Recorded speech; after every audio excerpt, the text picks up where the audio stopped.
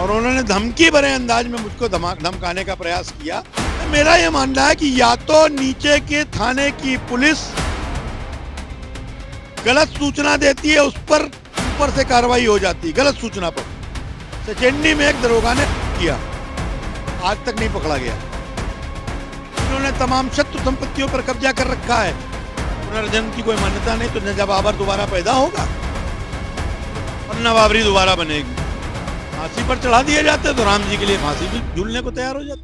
चिट्ठी एक कमेटी के पक्ष में लिख रहे हैं, फोन दूसरी कमेटी के पक्ष में कर रहे हैं। अगर टीम के नेतृत्व करने वाले में ये योग्यता होगी। आज हम मौजूद है बड़ा चौराहे पर, और बड़ा चौराहे पर इसलिए मौजूद है क्योंकि एक वरिष्ठ भारतीय जनता पार्टी के नेता हैं प्रकाश शर्मा जी, जिनका वीडियो सोशल मीडिया पर खूब वायरल हो रहा है। इस वीडियो की सच्चाई क्या है, इस वीडियो के तथ्य क्या है, सारी जानकारी हम सीधा प्रकाश जी से लेंगे। आइए चलते सीधा उन्हीं के पास। स्वागत है आपका हमारे नेशन नाउ समाचार चैनल। जी धन्यवाद। क्या है पूरा मामला? आपकी वीडियो सोशल मीडिया पर जमकर वायरल हो रही है। कुछ मामले ऐसे चल रहे थे जिसके कारण इस मामले में मुझे आगे आना पड़ा। यहाँ एक ही रूट पर रामनवमी के 2 जुलूस निकलते थे। उसमें से एक रूट हालसी रोड होकर के निकलता था, जिसके कारण स्टेशन रोड पूरी तरह जाम रहती थी।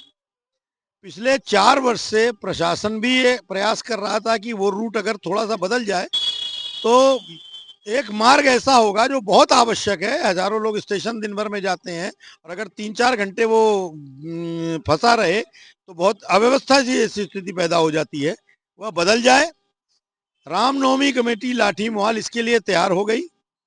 4 वर्ष से वो प्रयास कर रहे थे। इस बार 2 महीने से लगातार स्थानीय थाना, उस क्षेत्र के एसीपी, अगल बगल के एसीपी, अगल बगल के थानेदार, सब लोग ये प्रयास कर रहे थे। रूट का 10वीं बार निरीक्षण हुआ। सब प्रकार का परिवर्तन करने के बाद हानि लाभ के बारे में विचार करके तय हुआ कि रूट बदलने की अनुमति दी जाएगी। लेकिन दुर्भाग्य से शिवालय से निकलने वाली एक समिति ने अनावश्यक रूप से, निरर्थक, जिसका कोई अधिकार नहीं है, अनाधिकार चेष्टा करते हुए मुख्यमंत्री के पोर्टल पर डाल दिया। और अंत समय तक आते आते कानपुर के वरिष्ठतम पुलिस के अधिकारियों ने निर्णय लेने से अपने कदम पीछे खींच लिए। उस संबंध में वातावरण बिगड़ा तो मेरे पास प्रशासनिक एक बड़े अधिकारी का फोन आया और उन्होंने धमकी भरे अंदाज में मुझको धमकाने का प्रयास किया कि सारे मामले के पीछे मैं हूं। मैं एक जन समाज के बीच में काम करने वाला, हिंदू समाज की सेवा करने वाला, दायित्वों पर भला ही रहा हूं, पहले आज ना हूं। मैं समाज के बीच में काम कर रहा हूं। समाज मेरे पास अगर आता है तो मुझे कोई ये कह देगा कि पर्दे के पीछे से काम कर रहे हैं। और इसलिए मैंने फेसबुक पर संपूर्ण बात का उल्लेख करते हुए और उसके साथ अन्य बहुत सी घटनाओं को जोड़ते हुए एक पोस्ट डाली थी, जिसकी चर्चा पूरे प्रदेश में हो गई। उसके बाद अनेक पत्रकार बंधुओं ने मुझसे बात की तो मैंने जो सही बात है वो बताई। आप भी मुझसे बात करने आए तो मैं आपको भी पूरी बात बताऊं। जीरो टॉलरेंस भी आपने बात की है कि मुख्यमंत्री जी का जीरो टॉलरेंस नीति है, इस पर भी आपने बात कही है। क्या है इसका मामला, क्या है? मेरा यह मानना है कि या तो नीचे के थाने की पुलिस गलत सूचना देती है, उस पर ऊपर से कार्रवाई हो जाती है गलत सूचना पर, और सही सूचना पर कार्रवाई नहीं होती है। मैं 3-4 घटनाओं का उल्लेख करना चाहता हूं। सचेंडी में एक दरोगा ने किया, आज तक नहीं पकड़ा गया।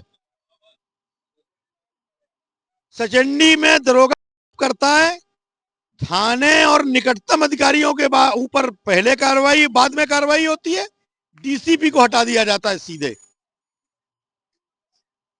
और कुछ मामले ऐसे हैं जो महीनों से चल रहे हैं, उनको खोद खोद करके उखाड़ा जा रहा है और उन पर बात हो रही है। आखिर पिछले 6-7 महीने में कितने जिहादी पर कानपुर की कमिश्नरेट पुलिस ने कार्रवाई की, जो बैक डोर से सारे निर्माण के कामों में पीछे से लगे हैं, जिसमें नंबर 2 का पैसा, न जाने कौन कौन सा पैसा लगा है, जिन्होंने तमाम शत्रु संपत्तियों पर कब्जा कर रखा है, जिन्होंने नमजूल की जमीनों पर कब्जा कर रखा है। कानपुर की कमिश्नरेट ने क्या उस पर कोई कार्रवाई करने का प्रयास किया?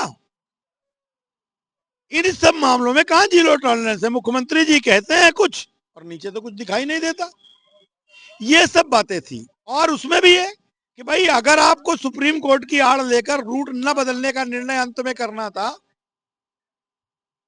तो क्या सुप्रीम कोर्ट का आदेश 25 मार्च 2026 को आया है?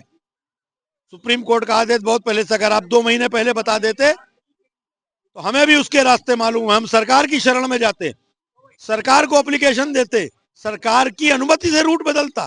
मुझे उसके सारे प्रावधान मालूम है। हम गृह विभाग में अपनी वो देते एप्लीकेशन, प्रार्थना पत्र, जिस पर यहाँ के पुलिस की रिपोर्ट लगती है और उसके आधार पर सरकार ने निर्णय करती। ये सारे मुद्दे हैं। आखिर किसी मामले में सैकड़ों लोगों ने एप्लीकेशन दी, रिजीम बदलते ही सब क्लीन चिट हो गई। मेरा किसी मुद्दे से व्यक्तिगत कोई लेना देना नहीं है। मैं 36 वर्ष से मेरी एडवोकेट हूं, लेकिन कचहरी की राजनीति से मेरा कोई लेना देना नहीं है। लेकिन ये जो चल रहा है ये मुख्यमंत्री जी के नजर में आना चाहिए, इसलिए मैंने पोस्ट लिखी है। और मैं धन्यवाद दूंगा कि कम से कम सरकार ने इस पर ध्यान दिया और इसलिए इतना हलचल मचा हुआ है। भारतीय जनता पार्टी के आप वरिष्ठ नेता रहे, प्रदेश में आपका बड़ा पद रहा, उसके साथ साथ आप वरिष्ठ अधिवक्ता हैं, उसके साथ साथ आपने बाबरी विध्वंस में भी एक अपनी अहम भूमिका निभाई। तो बाबरी नहीं है वो राम मंदिर था, है और आगे रहेगा। बाबरी मस्जिद अब बन भी नहीं सकती, क्योंकि इस्लाम की यह मान्यता है कि उसमें तो दबे रहते हैं, पुनर्जन्म की कोई मान्यता नहीं। तो न जब बाबर दोबारा पैदा होगा और न बाबरी दोबारा बनेगी। आपका नाम मैं बाबर रख दूं तो वो बाबरी कहलाएगी नहीं, क्योंकि बाबर तो जहां से पैदा हुआ था वहीं माना जाएगा, इसलिए उसको बाबरी मत कहिए।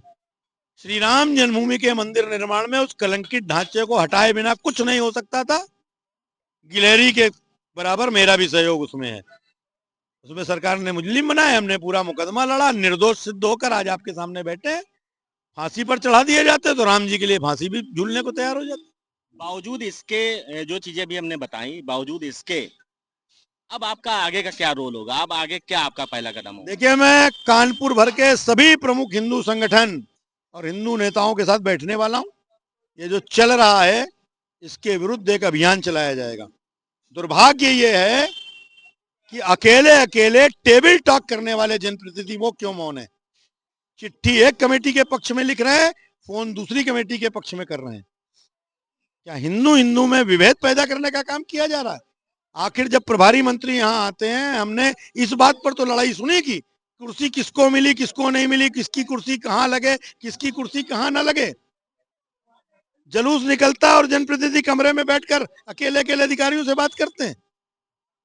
उसी का परिणाम है कि हिंदू समाज आज अपने आप को निरीह पा रहा है। उसको लगता है कि हमारी बात तो कोई कहने वाला नहीं है। लेकिन हिंदू समाज को मैं आश्वस्त करना चाहता हूं कि इस समाज में ऐसे बहुत से संगठन, ऐसे बहुत से लोग हैं जिनका उद्देश्य भारत में सांस्कृतिक राष्ट्रवाद के लिए संघर्ष करते रहना है। वो लोग आपके साथ खड़े हैं। समाज में हमारे साथ खड़ा होगा तो परिणाम निश्चित रूप से आएगा। प्रकाश जी, आपकी सोशल मीडिया पोस्ट हमने देखी जिसमें आपने निर्भीकता से सारे उसमें बातें कही हैं। उसके साथ साथ हमने और लोगों से भी सुना है कि आप बेहद स्पष्टवादी व्यक्ति हैं। बावजूद इसके टेबल टॉक में आप सिर्फ एक विशेष जनप्रतिनिधि की बात कर रहे हैं। ये समझ विशेष जनप्रतिनिधि की बात नहीं कर रहा हूं।